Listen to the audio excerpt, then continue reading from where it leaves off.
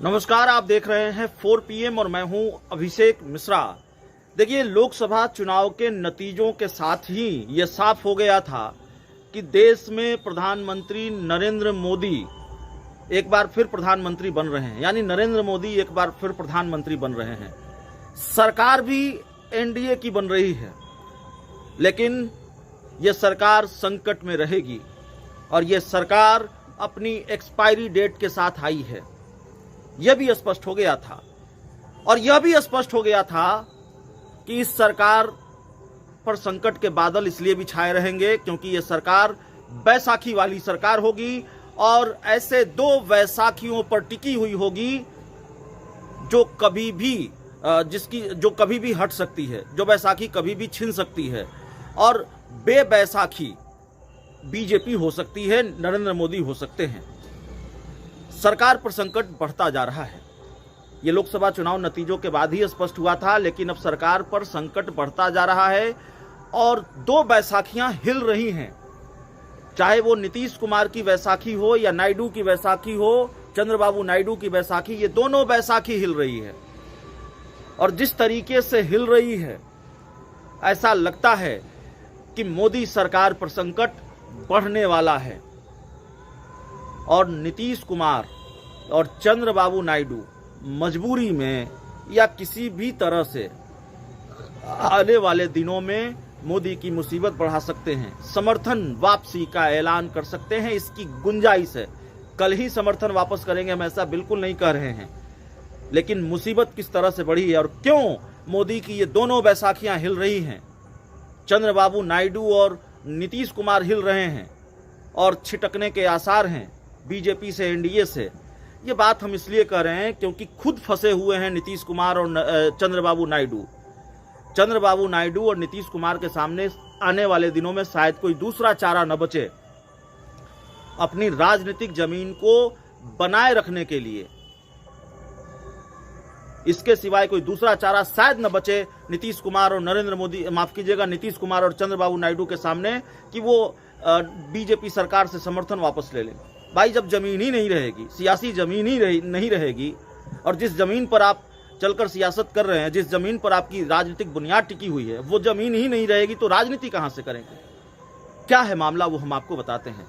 देखिए, दोनों बैसाखियां चंद्रबाबू नायडू और नीतीश कुमार इसलिए हिल रहे हैं या हिलने के आसार हैं, जमीयत उलेमा-ए हिंद के संविधान संरक्षण सम्मेलन और इस सम्मेलन ने एनडीए के अंदर की गहमागहमी भी बढ़ा दी है, देश की राजनीति का तापमान बढ़ा दिया है और जमीयत उलेमा-ए हिंद के संविधान संरक्षण सम्मेलन से जो खबर आ रही है, मौलाना अरशद मदनी, और इन्होंने बड़ा बयान दिया है। दिल्ली के इंदिरा गांधी स्टेडियम में यह सम्मेलन आयोजित हुआ और इसी कार्यक्रम में मौलाना मदनी ने नीतीश कुमार और आंध्र प्रदेश के सीएम चंद्रबाबू नायडू को चेताया कि संसद से वक्फ संशोधन विधेयक पास हुआ तो इसके जिम्मेदार नीतीश और नायडू भी होंगे। आप अंदाजा लगाइए, वक्फ संशोधन अधिनियम बिल किस तरह से मोदी सरकार को संकट में डाल सकता है। इसका अंदाजा इस बात से लगा लीजिए कि ये तो ठीक है, उलेमा हिंद के नेता ने चेताया है और जो अरशद मदनी है, मौलाना अरशद मदनी, उन्होंने चेताया है कि अगर ये बिल पास हो गया तो फिर इसके लिए नायडू और नीतीश जिम्मेवार होंगे। तो जाहिर तौर पर यह खतरे की घंटी है नीतीश और नायडू के लिए। इस चेतावनी का असर भी हो सकता है, बड़ा असर हो सकता है। लेकिन चिराग पासवान, याद रखिए, उनके पास भी 5 सांसद हैं। वक्फ संशोधन बिल को लेकर उन्होंने मोदी की मुसीबत बढ़ाई थी। चिराग पासवान मोदी के हनुमान माने जाते हैं। उन्होंने वक्फ संशोधन अधिनियम बिल को लेकर अपनी राय रखी थी और इतर राय रखी थी, बीजेपी के स्टैंड से अलग राय रखी थी। तो भारतीय जनता पार्टी के सहयोगी नीतीश कुमार, नायडू के अलावा चिराग पासवान भी हैं जो कोई फैसला ले सकते हैं, अलग स्टैंड ले सकते हैं। और याद रखिए कि चिराग पासवान की पार्टी का आधिकारिक बयान है, उनकी पार्टी के जिलाध्यक्ष का बयान है कि अगर सरकार इस मामले से पीछे नहीं हटी तो हमारे नेता रामविलास पासवान ने कभी इस्तीफा दे दिया था, तो चिराग पासवान भी पीछे नहीं हटेंगे। तो इस पर अभी बड़ा सियासी बवाल होना है। नीतीश और नायडू को चेताया गया है और मौलाना मदनी ने चेताया है और कहा है कि नीतीश नायडू जिम्मेवार होंगे और उन्होंने साफ किया कि गठबंधन की बारीकियों को समझते हैं और ये बात जानते हैं कि केंद्र की सत्ता नीतीश और नायडू के समर्थन पर टिकी है।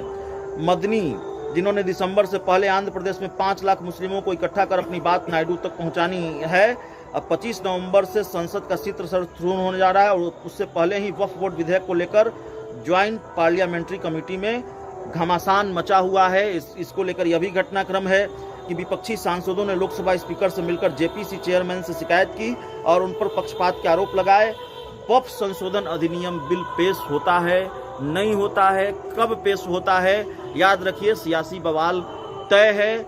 नीतीश कुमार और नायडू के सामने मजबूरी बनती जा रही है कि वो इसको लेकर कोई फैसला ले, वो बीजेपी के साथ गठबंधन पर विचार करें, सोचें। और जाहिर तौर पर जिस तरह की चेतावनी मिल रही है और मुस्लिम संगठनों के लोग मिलते रहे हैं नीतीश कुमार से, जेडीयू के बड़े नेताओं से, और फिर जेडीयू के मुस्लिम नेताओं में भी नाराजगी है इस बात को लेकर। जेडीयू के एमएलसी हैं गुलाम गौस, उन्होंने यहां तक कह दिया कि मोदी की सरकार वैसाखी की सरकार है, वो अपने मन से कोई बड़ा फैसला नहीं ले सकते, इस तरह का फैसला नहीं ले सकते। मोदी को सिर्फ मुसलमान ही दिखते हैं क्या? बीजेपी को सिर्फ मुसलमान ही दिखते हैं क्या? तो जाहिर है बवाल अब बढ़ता जा रहा है। और जमीयत उलेमा हिंद का जो कार्यक्रम हुआ, उस कार्यक्रम से जिस तरह से नायडू और नीतीश को चेतावनी दी गई है, उससे ये बवाल और बढ़ेगा, ये मामला पूरी तरह से और तूल पकड़ेगा। और उसके बाद जाहिर तौर पर क्या कोई नीतीश कुमार फैसला लेंगे, क्या चंद्रबाबू नायडू कोई फैसला लेंगे? देखिए, लेंगे कि नहीं लेंगे, कब लेंगे, लेकिन फैसला लेने की मजबूरी उनके सामने है, ये बात साफ तौर पर नजर आ रही है। देखिए, जाहिर तौर पर नीतीश कुमार के पास जो वोट बैंक है, या नीतीश कुमार जिस सियासी जमीन पर राजनीति करते हैं, चंद्रबाबू जिस सियासी जमीन पर राजनीति करते हैं, उस बुनियाद को खड़ा करने में उस वोट बैंक का भी योगदान है, या वो वोट बैंक भी मायने रखता है चंद्रबाबू नायडू के लिए और नीतीश कुमार के लिए, मुस्लिम वोट बैंक। और जाहिर तौर पर MY समीकरण लालू यादव का समीकरण है, इस समीकरण में सेंध लगाने की कोशिश भी होती रही है, मुस्लिम वोट बैंक को अपने साथ लाने की कोशिश भी होती रही है, यहाँ तक कि बीजेपी भी ये कोशिश करती रही है। बिहार में विधानसभा के चुनाव होने हैं 2025 में, नीतीश कुमार नहीं चाहेंगे, अब नायडू चाहेंगे कि नहीं चाहेंगे, लेकिन नीतीश कुमार तो बिल्कुल नहीं चाहेंगे कि मुस्लिम तबका उनसे नाराज हो, उनसे छिटके और मुसलमानों का भरोसा वो गंवा दे, इस तरह की चेतावनी दी जा रही है। तो जाहिर तौर पर कुछ बड़ा होने की उम्मीद तो बिल्कुल है। बहुत बहुत धन्यवाद।